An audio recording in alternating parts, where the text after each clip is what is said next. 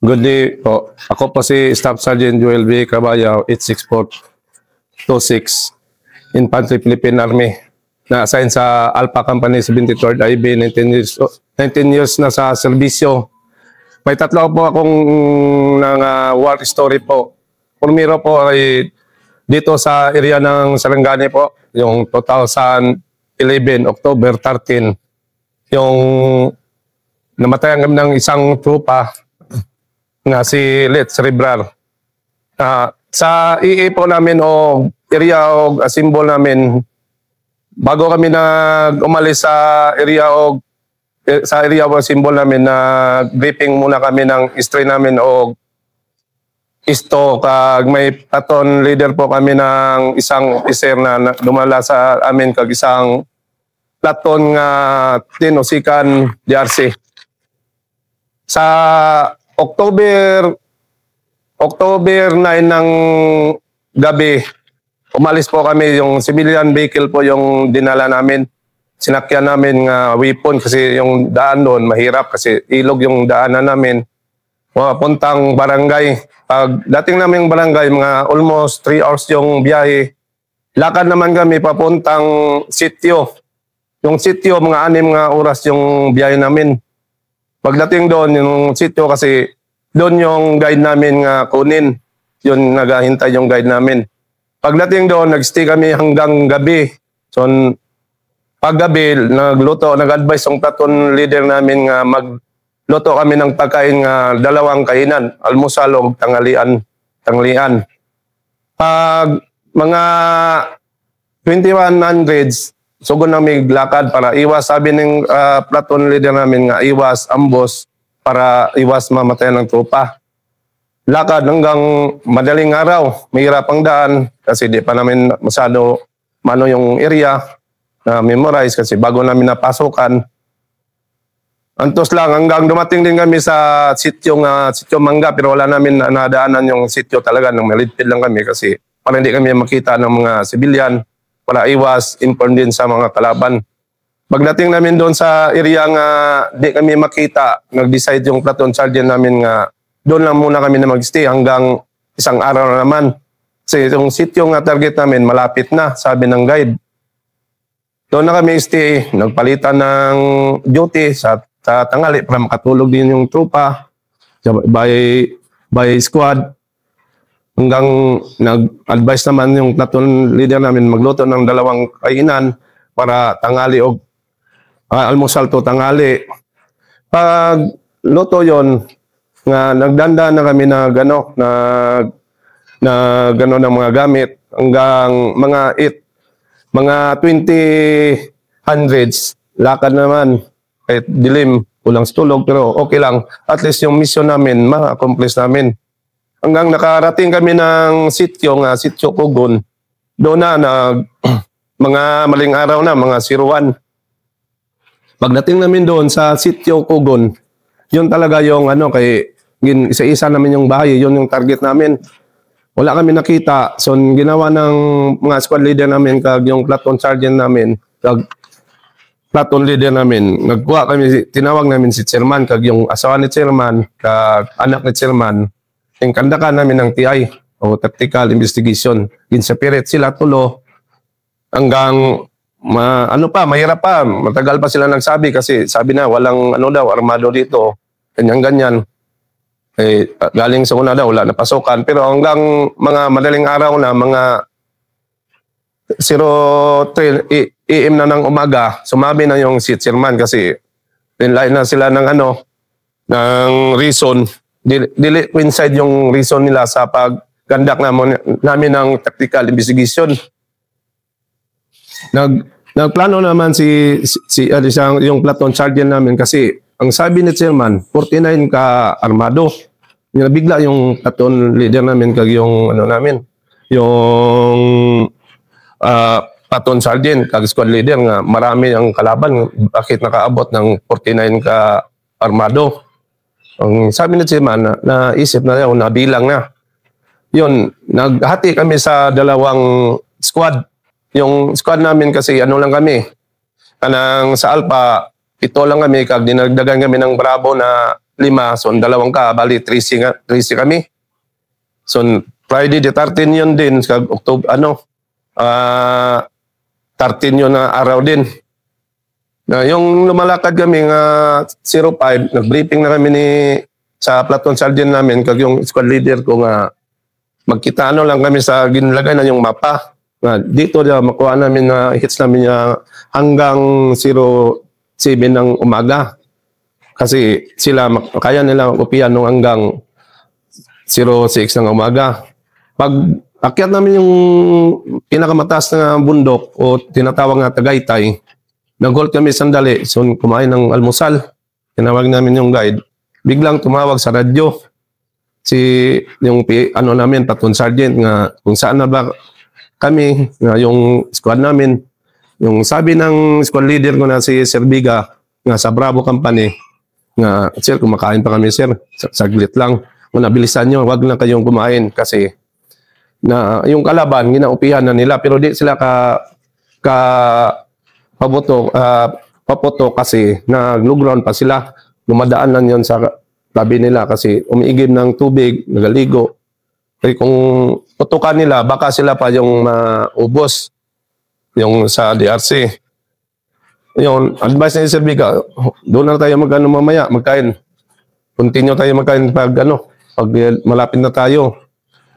Walang prepare. Lakad ulit hanggang mga 09. Sabi ng guide, sir, malapit na sir, diyan na sir. Isang lang sir. Pagtingin mo, may isang bahay na makita ka sir, yun na talaga yan sir. Kalaban na yan sir. Except kami ako bilang automatic rifleman ko sa 3C kami, bali 4 kaming automatic rifleman. Yung batsing ko, si Batsing Agaw, Batsing Sabantes, ako, si Celebrar. Pero ako yung ikatulong kasunod sa guide. Yung naisip naman ng squad leader ko nga si Master Bigal na ngayon, nga iiwan na lang yung pito-pito. Kasi may dala kami ng pito-pito, namin, ng signal para makatawag in case o fire support o air support. Nagkakanda kami ng security. Pag tapos nang install ng radio operator namin na si Sergeant Panya, lakad kami ulit. Kunti lang, mga 20 meters dyan may nakita na kami ng mga trackings na mga dumi ng mga tao, inalay ng mga damit, marami na. Sir, except na sir, mabangga natin yan sir, yung sir, yung security nila o advance post nilang inatawag. Pero hindi namin alam, yung nabangga pala namin, body na yun. Nag-cruise kami ng trupa. Bali lang kami, bali siyam, iniwan man namin yung 5, so yung 4, 2 regular o 2 KA doon sa may radyo, at least may security. Bali siyam lang kami doon ng isang squad. Nakita ko man, sinya si si Master Biga, si Sir Lord, yung sa senior namin sa Alpha. Pag kita ko, ako man talaga yung nakasinto sa daanan nga makita ko yung pero mahirap yung ng kalaban, posisyon kasi yung naka-pumopladging sila sa damo. Naka-pumopladging, pero naka-plastan kami. Yung namatay na si Hilit Cerebral, doon masasalas, sa pinakalas. Sinubay na pa yung daan hanggang dumaan sa akin. Yung tingin sa doon sa positive kalaban, umakyat ka, baka mag-crucifer. Pag akyat niya, nakaload man ako, pagpitik ko na yung kitray ko, na-stopin man. Hindi ko na alam nga si Let's Cerebral, natamaan na pala dito sa likod ko eh. Dito man sa tumatayo sa likod ko, nakaload man ako. Hanggang bagbaganay namin, yung isang kitray ng kasama ko na si Parili, kinuha ko, para ako na Muna di sir, stopid. Yun, naman ako ng kitray ko, nagka-symbol di sa symbol hanggang natapos ko kag yung batsing ko nga dalawa, yun nag-cover fire kasi maraming putok, hindi mo maintindihan yung talaga, yung putok. Hanggang doon na namin nga, ang putok di na malaman kasi yung PL namin na sa kabila ng kasama namin isang team, doon na sila naka-maneuver sa likod nila. Hindi naman namin malam mga binagbaganay na doon. yung kalaban na nabigla din, may kalaban doon may kasama kami sa likod nila. Do ang putok, hindi na sa amin ng talaga naka-tutok. Doon naman ng sa baba sa aming platoon sergeant sa Tinusikan DRC. Doon naman silang putok. Hanggang nagtawag na sa radyo, yung ginagawa ng radyo ng isang trupa namin na si Master Macdo, takbo nga pamunta doon na naman doon sa iniwan namin sa pito-pito kasi ang advice magingi ng air support. Yung gawa ng isang trupa, takbo kasi kulang kami ng radyo. Naghati-hati na kulang kami isang handheld. Takbo na naman. Humingi ng air support. Pag balik. Bigla naman, buto-buto naman kasi totoo talaga nga 49 yung kalaban. Nakala namin, sabi-sabi lang 49 nga NPA yung sabi ng mga sibilyan. Hindi kami maniwala. Pero yung na-clear na namin yung area hanggang kutukan pa. Pinutahan ko na yung kasama ko na natamaan na si Cerebral. Anohan ko pa ng first aid. Ginagamitan pa ng sa natawag na yung tama na dito man na dalawang yung magasin na importin lumusot man yung bala na murang na-hemorrhage sa ko pa sa first aid kung negatibo na gitsa kay naman sa kating na kung tagalan na nga moral ko ayaw lagbigay kay may may chopper na hanggang nautaan kita talaga sa nang ining may man ko na tawil nga malaki ko lang sa nga nag-advise lang ko sa senior ko nga sir Lood nga sir diyan ka lang sir wag mong iwanan kay muna namin sir i-assault muna namin yung kalaban muna sige ito pag assault namin sa kalaban bigla naman nagtawag yung platoon sergeant namin na wag kami mag-assault kasi doon na sila sa baba yung sa may bahay balik naman kami sa taas kaming trupa hintay naman kami ng advice niya nga i-clear nila doon sa baba hanggang na-clear nila yung sa baba kami naman yung na-clear kasi yung sistema ng bundok, ganito, yung murag siko ba? Dito yung kalaban. Dito man kami galing. Sila, sir, dito man. Dito yung kalaban. Dito yung malaking patag. So, dito yung main body pala sa amin. Dito yung isang bahay, doon na sila kakandak ng training. Training lang sila. Pag clear namin, doon ako naka-recover ng isang important, mga bala, maraming bag, mga 10. So, na mga bag, sobra 40 talaga ng bag.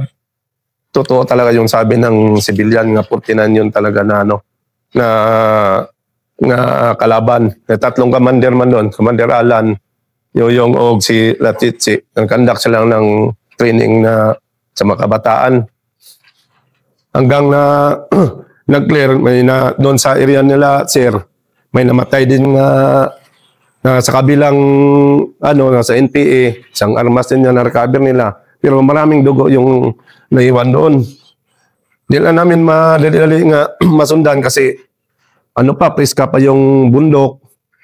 So na may patay din kami. Hanggang dumating yung chopper na nga nakita nila sa taas kung kami ba o kalaban man yung nakita na binagbagan ulit. Hanggang hapon na, mga 1,500 na natapos yung pag-clear namin kasi malaki yung area malawak yung clear namin. Nag-decide nga yung namin, kaya nga hanapan ng landing zone.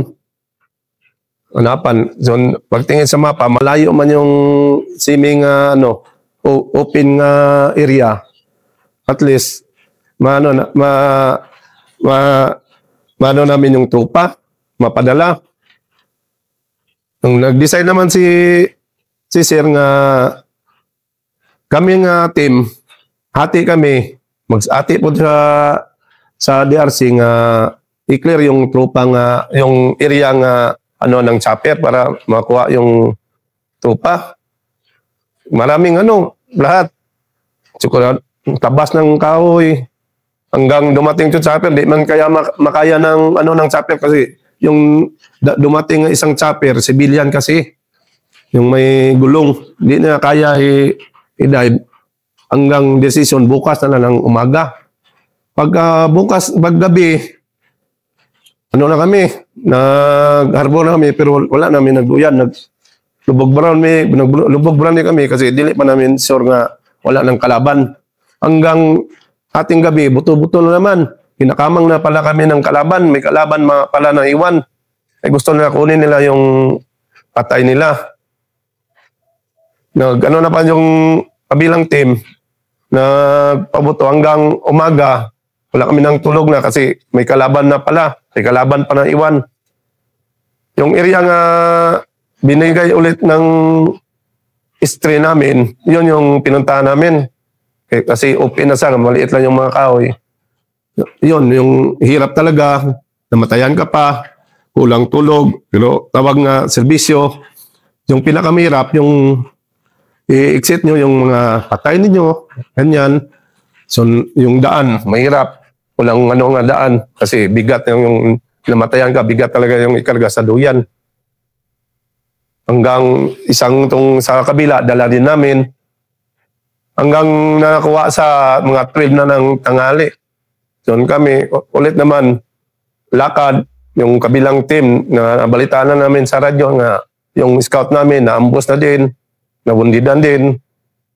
Kasi marami na yung trupang lumalakad na yung araw. Yung ganon, Master, gaano kahirap yung yung hindi kasi sa war stories kasi kung minsan talaga hindi mo maiwasan yung patay ba. Pero hindi mo rin mapigilan maging emotional kung yung patay, yung nahirapan ka rin ilabas ba. Totoo yan. Master, ikwento mo nga yung ganon nahirap. Yung matayan ka, kahit doon sa area, gusto mo nga igawas yung emotional mo nga, mag-ilak yung pero di mo kaya gawin kasi doon ka pa sa war zone. Doon mo na ilabas yung doon na kayo, yung ilibing na sa yun talaga yung masakit sa unang sundalo talaga. Yung doon pa kayo sa area, di mo kaya ilabas yung emosyon mo kasi doon pa kayo sa war zone. Lalo na kung yung namatay malapit na malapit sa'yo. Totoo yan. Sir, lalo na itong si Let's River kasi QRP kami nga time yun, yung maglaro ng basketball dito, mga strike, kami yung magsama. Yun talaga, wala yun talaga kasi ginatawag nga, ako naniwala talaga ako ng Friday the 13, yun talaga 13 din kami nga yun lumakad. Totoo pala yun nga Friday the 13, malas talaga.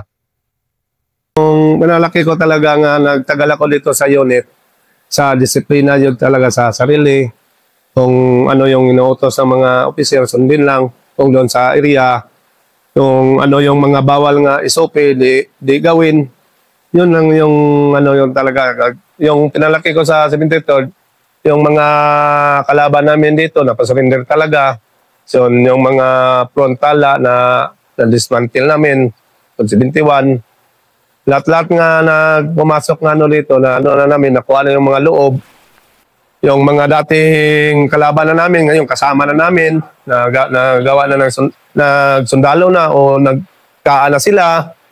Yung magpunta ka na sa yung mahirap na sityo sa una, ngayon may daan na sa tulong din ng mga government natin.